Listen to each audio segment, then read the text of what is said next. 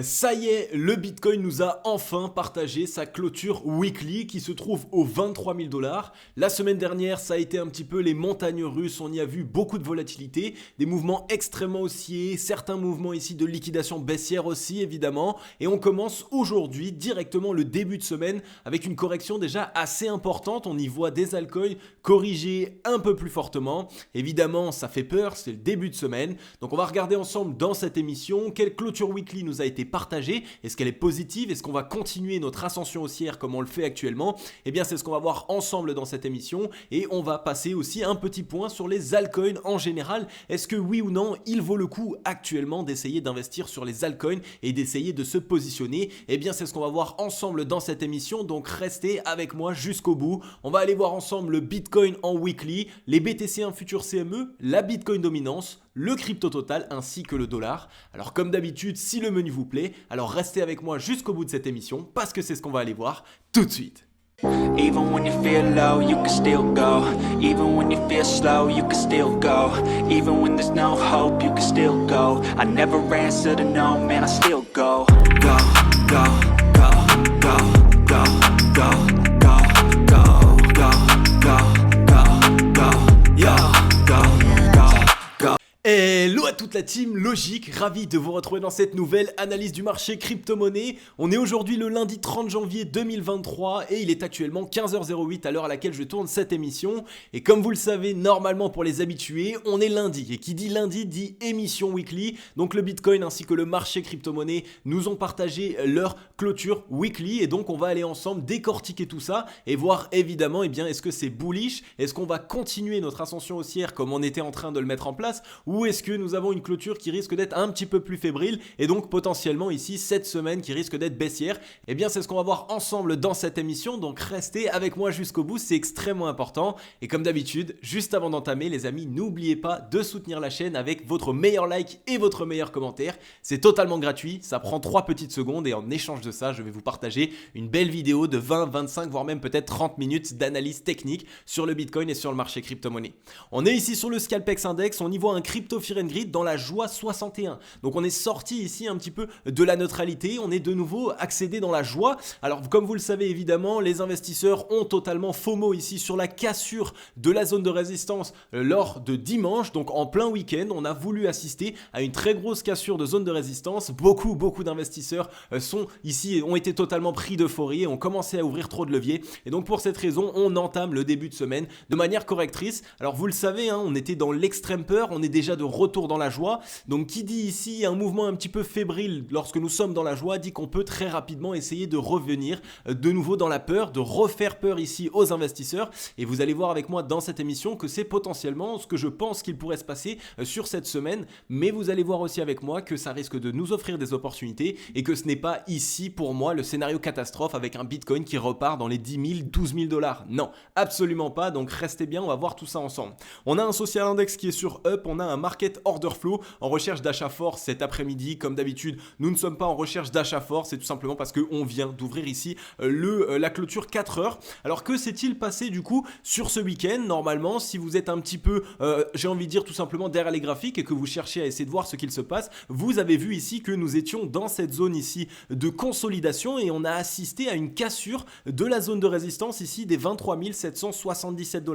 Mais malheureusement, j'ai envie de dire, cette cassure a eu lieu ici un dimanche. Qui dit une cassure un jour de week-end dit que évidemment la majorité du temps c'est tout simplement par la suite un mouvement ici baissier, donc c'est tout simplement ce qu'on appelle un bull trap. On a fait en sorte ici de faire rentrer un maximum de shorts, on les fait liquider tout simplement ici avec cette fausse cassure et finalement on repart de l'autre côté afin potentiellement cette fois-ci de venir liquider les longues. Et donc maintenant comme vous le voyez on a de toute façon réintégré la zone de résistance qui était ici entre les 23 195 et les 23 777 $.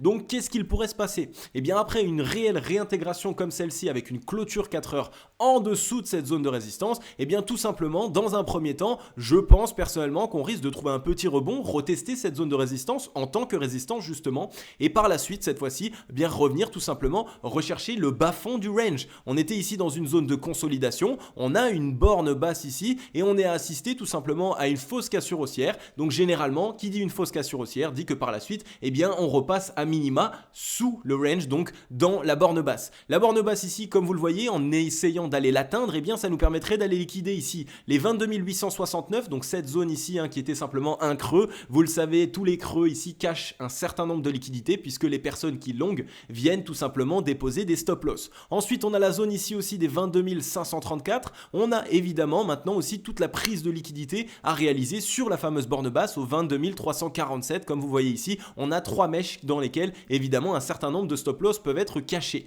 Donc simple fait ici de revenir chercher la borne basse, ça permettrait de récupérer toutes les liquidités qui ont eu lieu ici, et bien tout simplement sur ce bottom. Toutes les personnes qui ont essayé de long ici, eh bien cette zone, cette structure ici qui était en récupération de force, on était tout simplement dans une consolidation, et bien ici ça pourrait nous permettre tout simplement d'aller rechercher un maximum de liquidités longues et surtout eh bien de faire peur à nouveau aux investisseurs. C'est ce qu'on essaye de faire, on était de retour dans la joie et donc maintenant on a potentiellement l'envie d'essayer de nouveau faire peur. On ne veut pas que les acheteurs se présentent trop, on ne veut pas qu'il y ait trop de levier, on ne veut pas évidemment qu'on ait à nouveau un déséquilibre sur le Bitcoin. Donc voilà un petit peu pour ce qu'il se passe en 4 heures. Comme d'habitude ici, le premier mouvement qui pourrait être réalisé, comme je vous l'ai dit, eh bien c'est tout simplement de revenir chercher ces liquidités. Mais après, si jamais on assiste à une cassure de cette zone ici, et donc une cassure des 22 328 $, alors évidemment on pourrait repartir plus bas. Je vous rappelle qu'on a quand même connu ici un mouvement qui a été excessivement haussier.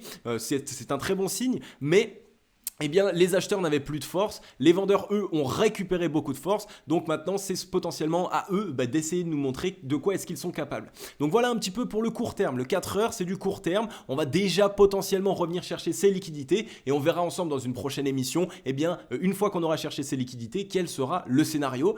Mais maintenant, ce qui nous attend, c'est la fameuse analyse weekly, une analyse qui va être moyen et long terme, donc qui va vous permettre à vous, ici, de pouvoir totalement comprendre qu'est-ce qu'il va se passer sur le Bitcoin, sur le marché crypto-monnaie et surtout est-ce que vous de votre côté vous allez avoir des opportunités d'entrée si vous n'êtes pas encore entré sur le marché crypto et à l'inverse si vous êtes déjà dans le train, eh bien est-ce qu'on va revenir bien plus bas que votre point d'entrée? Eh bien c'est ce qu'on va voir ensemble tout de suite. On se retrouve directement ici sur le Bitcoin en weekly. Alors comme vous le voyez ici, on a eu la clôture weekly qui nous a été donnée, qui nous a été partagée. On est venu clôturer tout simplement aux 23 765 $.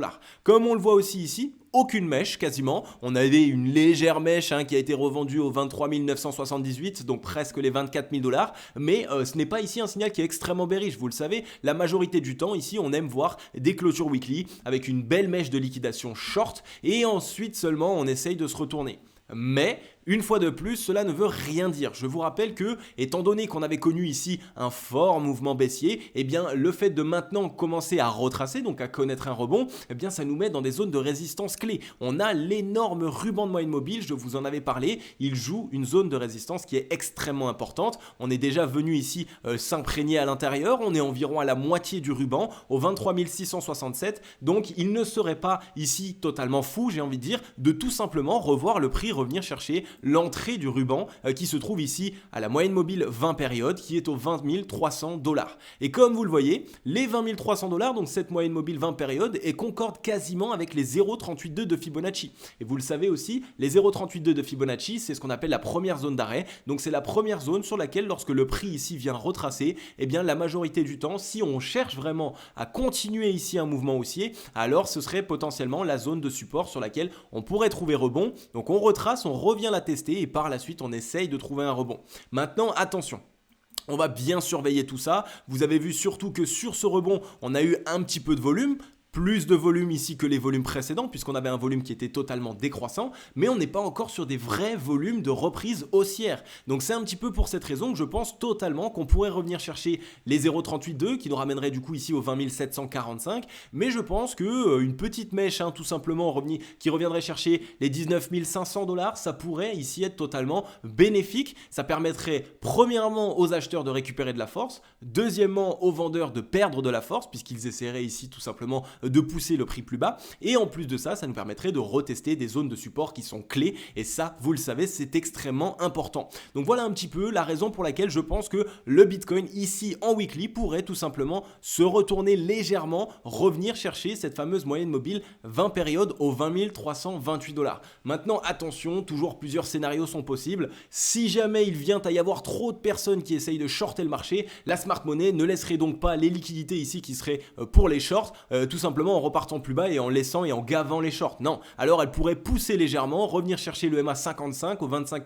691, ce qui permettrait en plus de récupérer cette petite poche de liquidité et après seulement on pourrait se retourner. C'est quelque chose qui est tout à fait faisable. Mais pour vous dire ici sur une vision moyen et long terme, on a ici d'ici peu pas mal de signaux qui nous montrent qu'on pourrait retracer. Cela ne veut pas dire qu'on se retourne et donc qu'on repart à la baisse, cela veut simplement dire qu'on vient récupérer de la force. Et si on regarde du coup maintenant sur le RSI, on avait une belle divergence haussière, double bottom, on est repassé au-dessus des 50, donc on va potentiellement déjà revenir les tester en tant que support. Donc même le fait de revenir tester les 50 en weekly, ça nous ramènerait à peu près au 0,382, donc retester les 20 300, 20 000 $. Donc surveillez déjà cette zone, ça peut être une très très bonne zone. Pour les personnes qui n'êtes pas encore dans le train, eh bien ça peut vous permettre de vous offrir un premier retracement, donc une première zone d'entrée. Et si jamais la smart money souhaite ici faire un petit peu plus peur, tout simplement, eh bien on pourrait casser les 50 et revenir tester tout simplement la ligne de coup. On voit ici qu'on a la ligne de coup du W, donc ici qui nous ramènerait tout simplement chercher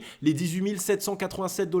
N'oubliez pas évidemment que lorsqu'on commence à avoir pas mal de volatilité, il se peut qu'il y ait des mèches assez dévastatrices. Donc on pourrait tout simplement en weekly revenir tester en clôture les 20 192, donc la moyenne mobile 20 périodes, mais avec une mèche, tout simplement revenir chercher 19 000, 18 500 $. C'est quelque chose qui est tout à fait faisable et ça ne remettrait pas en cause ici la structure haussière sur laquelle nous sommes actuellement. Donc on est toujours ici sur quelque chose qui est assez bullish sur le très long terme, mais à court terme, on pourrait avoir quelque chose d'un petit peu plus baissier, un retracement. Et vous le savez, si le Bitcoin retrace, on risque d'avoir du coup une performance de x2 sur les altcoins. Donc si par exemple, le Bitcoin ici, donc du point sur lequel nous sommes actuellement, revenait chercher, on va dire les 19 200 comme on en a parlé, eh bien ça ferait 17,56% de correction. Ce qui ferait sur les altcoins 30-35% de correction. Alors on n'est pas obligé d'en arriver jusque là, hein. Peut-être qu'on va simplement revenir tester les 0,382, donc ça nous ferait 12% de correction, mais ça ferait sur les altcoins quasiment 25% de correction. Donc c'est pour cette raison que vous avez potentiellement ici, sur cette semaine, peut-être même la semaine prochaine, une opportunité de retracement et donc ça pourrait vous offrir une belle opportunité pour rentrer à nouveau sur le marché crypto. On a connu une belle ascension haussière, peut-être que vous n'étiez pas dans le train, que vous n'y croyez pas. Donc si on assiste à cette petite correction, eh bien à ce moment-là, ça pourrait vous permettre totalement de rentrer à nouveau dans le train. Donc on surveille bien tout ça. Le Bitcoin reste pour l'instant toujours extrêmement bullish. Il n'y a pas ici de mauvais signaux sur le moyen et long terme. On est toujours sur une tendance haussière. On a un beau double bottom qui s'était mis en place. Donc tant qu'on ne vient pas cassé à la baisse et en clôture weekly en dessous des 16 287, alors on reste dans quelque chose de bullish comme vous le voyez ici. Ça nous permettrait tout simplement de faire des bottoms de plus en plus haut et de continuer ici comme vous le voyez à faire des tops de plus en plus haut. Donc un petit retracement ici, ça nous permettrait de récupérer de la force et d'avoir la force nécessaire pour retester cette fois-ci les 0,382 de Fibonacci du mouvement intégral dernier. Donc ça nous ramènerait ici aux 28 245 $. Donc comme vous le voyez, même un léger retracement, c'est ce qui permet au Bitcoin et à n'importe quel actif de pouvoir récupérer la force nécessaire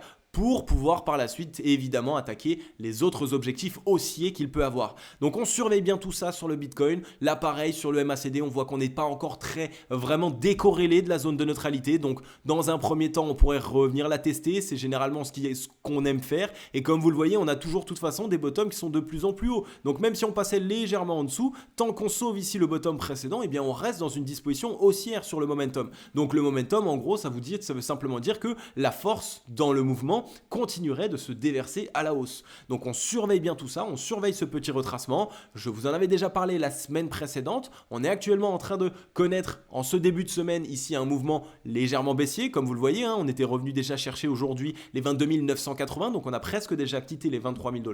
Donc il y a quand même quelques signaux qui nous montrent qu'on a bien performé ces derniers temps. Un léger retracement pour récupérer de la force, ce ne serait pas du tout quelque chose de mauvais, bien au contraire. Pour le long terme, et si on a une vision long terme, ce serait vraiment même parfait puisque ça nous permettrait de renflouer des positions d'un côté et en plus de ça, de l'autre côté, ça permettrait tout simplement au mouvement de récupérer de la force pour nous permettre de continuer tout simplement le mouvement haussier sur lequel nous sommes.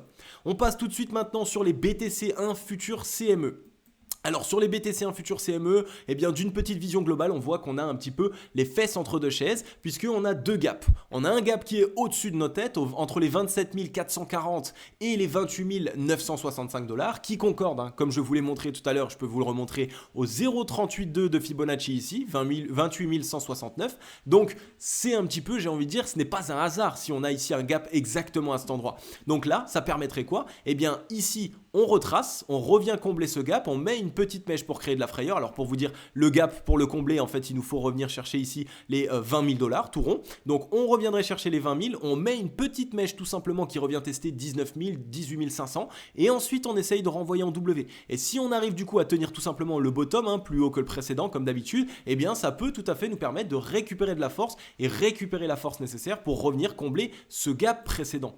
Donc on serait tout à fait dans quelque chose qui serait bullish. On assiste à un petit retracement, on comble un premier gap et par la suite on vient combler le deuxième et on continue, on poursuit tout simplement la tendance haussière qu'on a initiée. Donc là pareil, hein, sur les BTC1 Futur CME, on est venu accepter et valider notre objectif du W ici, tac. Donc l'objectif a été validé puisqu'on est bien repassé au-dessus des 53,06. Donc maintenant on peut retester les 50 comme je l'ai dit tout à l'heure sur le Bitcoin, mais on peut aussi, pourquoi pas, s'il venait à y avoir un retracement un petit peu plus important, eh bien tout simplement retester la ligne de coup du W sur le RSI en weekly. Donc voilà, pour l'instant, rien de bearish. On a aussi un volume qui est toujours croissant pour les acheteurs, donc on est toujours sur quelque chose qui nous montre tout simplement un léger retracement. Les acheteurs ont perdu pas mal de force, pas mal de souffle. Donc tout simplement, on retrace légèrement, on revient récupérer de la force et par la suite, on essaye du coup d'envoyer tout simplement le deuxième mouvement, celui qui pourrait nous ramener chercher les 30 000 $ et potentiellement déjà dans un premier temps combler le petit gap que nous avons au-dessus de la tête.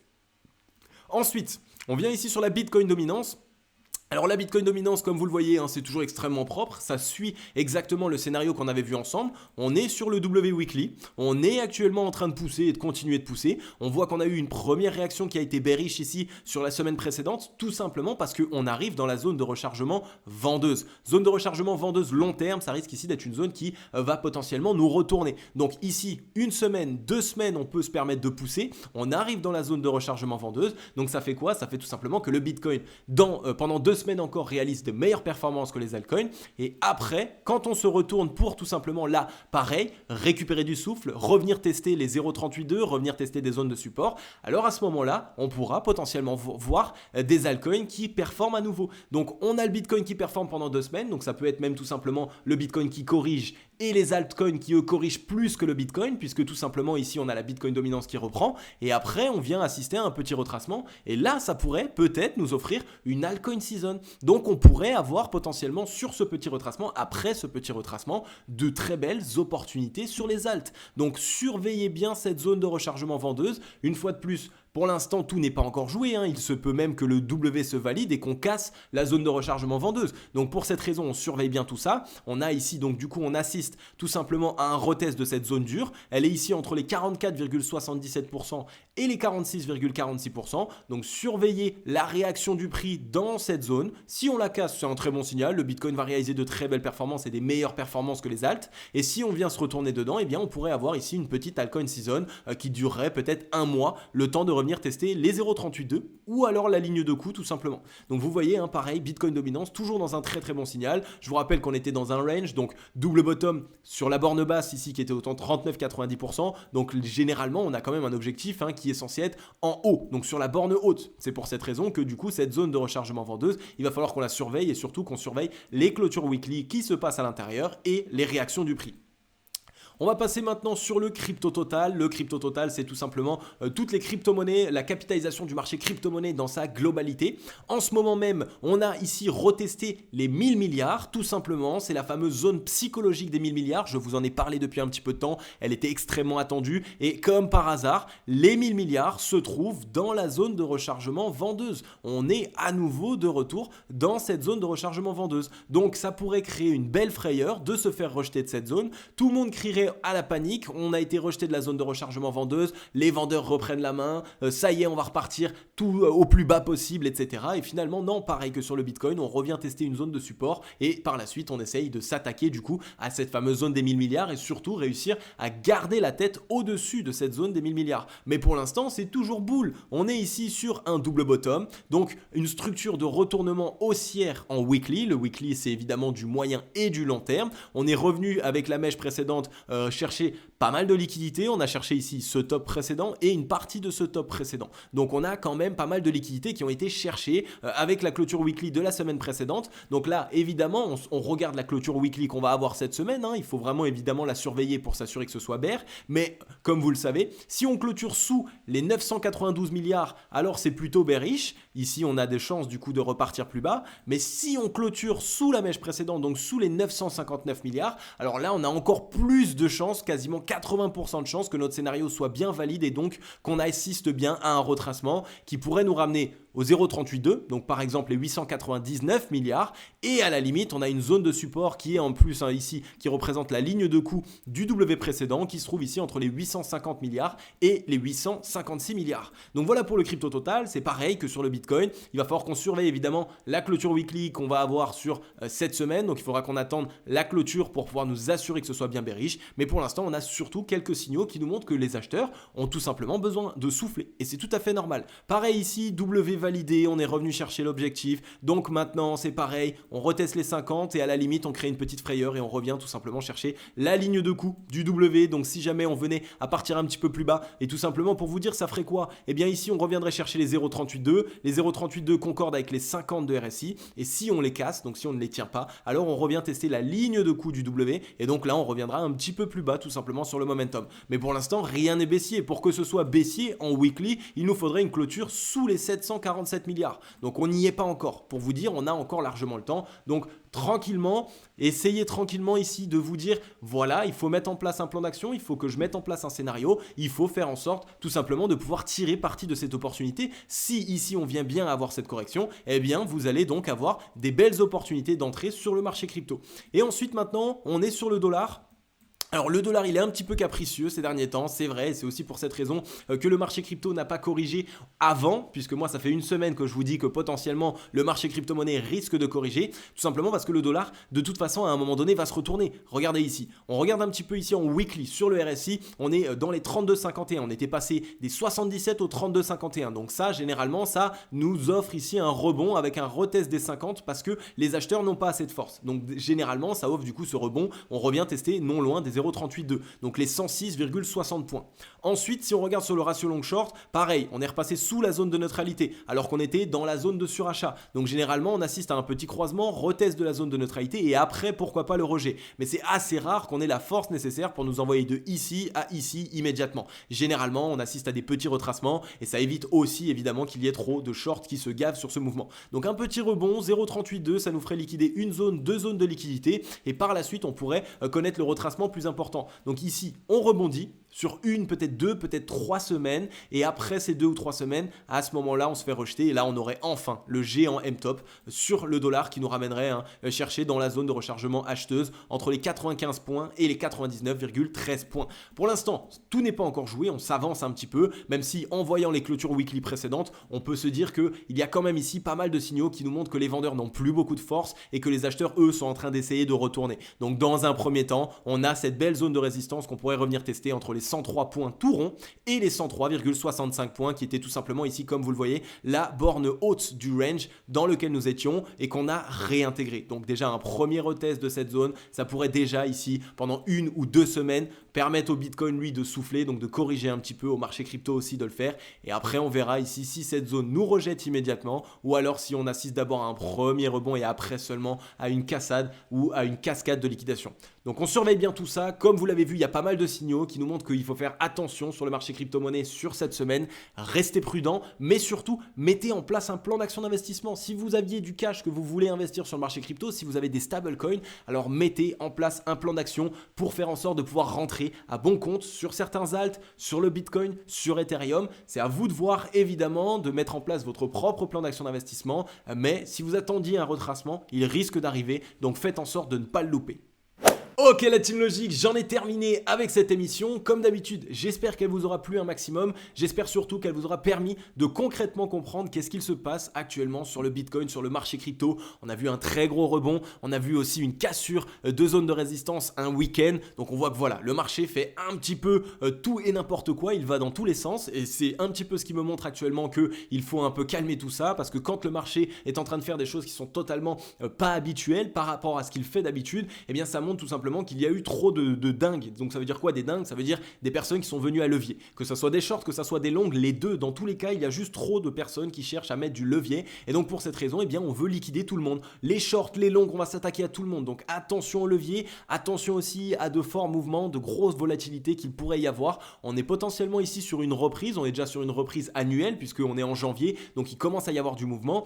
Février, c'est généralement un mois qui est assez volatile. Donc on reste prudent, il va y avoir de forts mouvements, on n'est pas du tout ici sur un mouvement qui nous montre qu'on va repartir bien plus bas et qu'on inverse la dynamique haussière, absolument pas. On est tout simplement sur un beau petit retracement et personnellement, je vais m'empresser de pouvoir renflouer certaines positions et potentiellement ici tout simplement de pouvoir à nouveau réajouter certains alt et certaines cryptos à mon bag. Donc voilà les amis, en tout cas, ça m'a fait super plaisir de pouvoir vous faire cette émission directement en début de semaine. J'espère qu'à vous aussi. Comme d'habitude, je vous dis à très bientôt, on se revoit très vite. Je vais vous souhaiter à tous et à toutes une agréable journée ou une agréable soirée. C'était Cryptologique. Ciao, bye bye.